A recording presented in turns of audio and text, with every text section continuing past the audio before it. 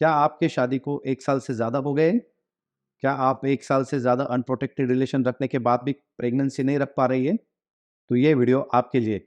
मैं doctor Amit Ashok Tajne from Sangamner. मैं एक सीनियर फर्टिलिटी कंसल्टेंट और गायनेकोलॉजिकल एंडोस्कोपिक सर्जन हूँ।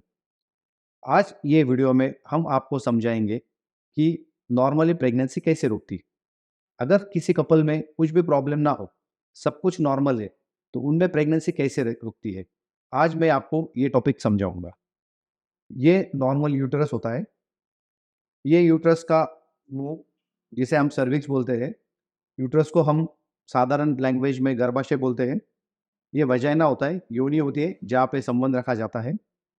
ये दोनों साइड के फैलोपियन ट्यूब्स होते हैं। ये दोनों साइड के अंडाशय होते हैं। ये अंडाशय को हम ओवरीज़ बोलते हैं।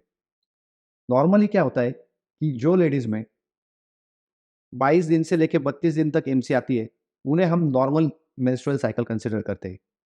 काफ़ी लोगों में ये मिसकंसेप्शन होता है कि एमसी, काफ़ी लेडीज़ आके बोलते हैं कि डॉक्टर साहब मेरा एमसी 2 दिन आगे होता है, 2 दिन पीछे चलता है। तो ये आप समझ लेना, दैट इज़ नॉर्मल मेंसेस। मतलब जो भी मेंसेस आपको 22 दिन से लेके 32 दिन तक चलता है, वो नॉर्मल मेंसेस होता है।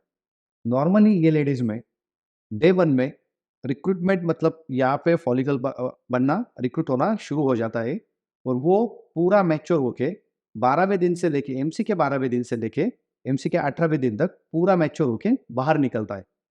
तो अगर ये यहाँ से बाहर निकला, तो ये फैलोपियन ट्यूब का ये वाला पार्ट, जिसे हम फीमेल पार्ट बोलते हैं, ये उसको अंदर ले लेता है। अगर यहाँ से निकला, तो ये साइड का ये वाला फीमेल पार्ट उसको अंदर ले लेता है। उसी दौरान अगर वो फीमेल के अपने हस्बैंड के साथ रिलेशन आ जाते हैं, तो रिलेशन आने के बाद जो सीमेन होता है, वो सीमेन यहाँ पे सर्विक्स के सर्विक्स के पास में यहाँ पे गिरता है। वहाँ से उसके अंदर जो शुक्राणु होते हैं, वो तैरते हुए अंदर आके ये नली में भी आते हैं और ये नली में भी जाते हैं।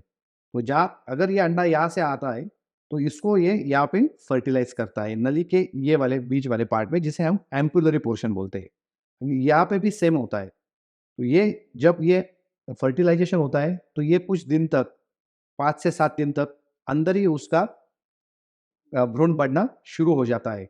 उसी दौरान ये अंडाशय से जो हार्मोन्स निकलते हैं, ये हार्मोन्स यहाँ पे एक्शन करते रहते हैं और वो यहाँ पे अंदर का जो एंडोमेट्रियम है, उसे ग्रो करवाते हैं।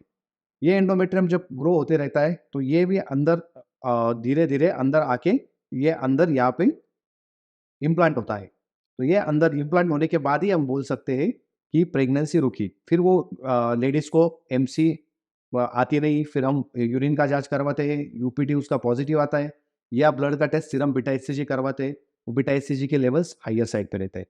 तो फिर हम कन्फर्म करते हैं कि वो लेडीज़ को प्रेगनेंसी रुकी। अगर ये सब नॉर्मली हो रहा है, इधर कि यहाँ पे कहीं पे भी कुछ प्रॉब्लम नहीं आ रहा है, तो ही वो लेडीज़ प्रेग्नेंट हो सकती है। अगर इसमें हस्बैंड में कुछ प्रॉब्लम हो, कुछ दोष हो, या लेडीज़ के इस पार्ट में कहीं पे दोष हो, या उसके हार्मोन्स में दोष हो, तो प्रेगनेंसी नहीं रुकती। तो आज की वीडियो में हम इतना ही जानेंगे।